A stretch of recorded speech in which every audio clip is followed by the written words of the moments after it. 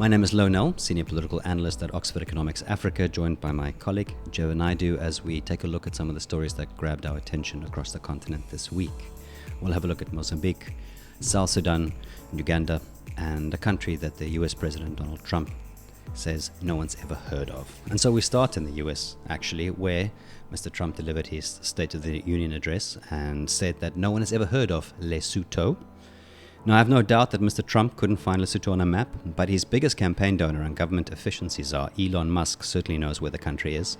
The world's richest man is actively looking to add the Mountain Kingdom to the growing number of southern African countries covered by Starlink, his satellite broadband service. Now, Lesotho have until today to submit public comments on Starlink's licensing application, and many already have, pointing out that Starlink Lesotho has no local shareholding, unlike other operators in the country's telecom sector like Econet and Vodacom. The Lesotho Communications Authority points out that the country has no laws that prescribe local shareholding, unlike neighboring South Africa, which does have local participation and empowerment requirements. Prime Minister Sam Matekane is in a difficult position. He swept into power in 2022 on the promise of replicating his business success at government level and was expected to get foreign investors excited about Lesotho. So will he stand up to Starlink and potentially risk Washington's wrath? Lesotho has already been hurt by cancelled USAID support, and the country is particularly vulnerable to losing its AGOA benefits. Also, Starlink might actually benefit the Mountain Kingdom. It is the only country in the world that in its entirety is at least 1,000 meters above sea level. Now, moving to Mozambique, there has been some potentially good news relating to Total Energy's long-stalled natural gas project, which this week or last week received a shot in the arm with the news that the US Export-Import Bank, Exim, has recommitted to financing the venture. The almost $5 billion loan was approved before the 2021 attack on Palma that forced Total Energies to declare force majeure on the project, and has now been reapproved.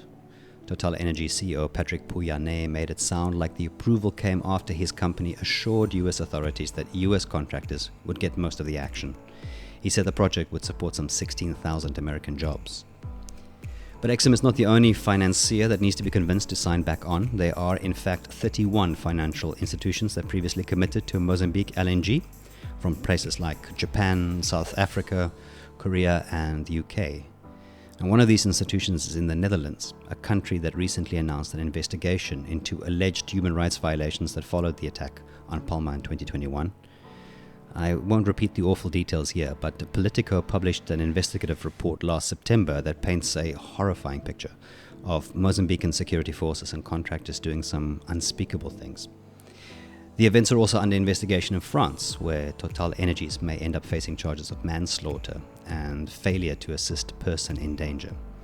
So in short, the Americans remain keen on Mozambique LNG, but the Europeans are facing uncomfortable lobbying campaigns by environmentalists and human rights activists.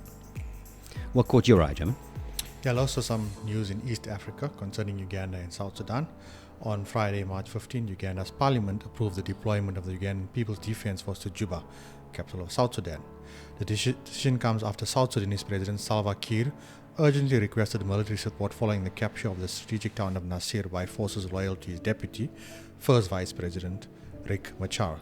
The town of Nasir is located 40 kilometers away from Ethiopia's border.